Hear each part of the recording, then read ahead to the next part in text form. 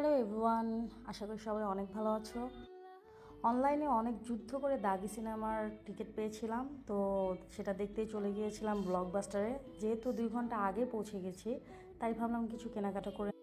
Cosmetic সেকশনে যাওয়ার পরে যেটা দেখা গিয়েছে, তাদের ম্যাক্সিমাম প্রোডাক্টই মেয়াদ উত্তীর্ণ হয়ে গিয়েছে, অথবা মেয়াদটা দেখা যাচ্ছিল না কতদিন মেয়াদ আছে।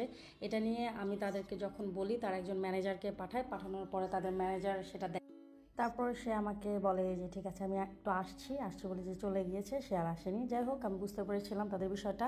তো এরপর আমরা উপরে চলে যাই সিনেমা দেখ। উপরে গিয়ে যেটা দেখি, বিশাল একটা ভিড়, মানে ওই ভিড় ঠেলে সামনে আগাবো কোনো ওয়ে ছিল না।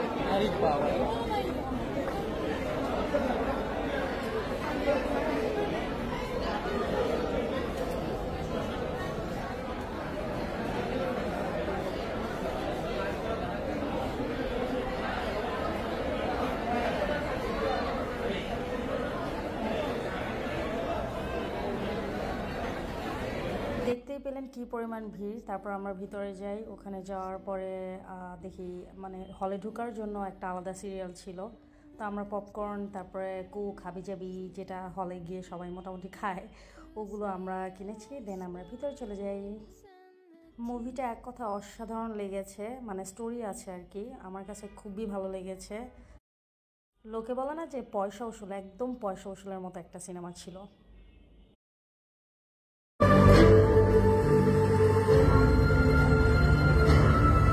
মাঝে দিয়ে বিরতিতে আবার কিছু স্ন্যাক্স কিনলাম খাওয়ার জন্য।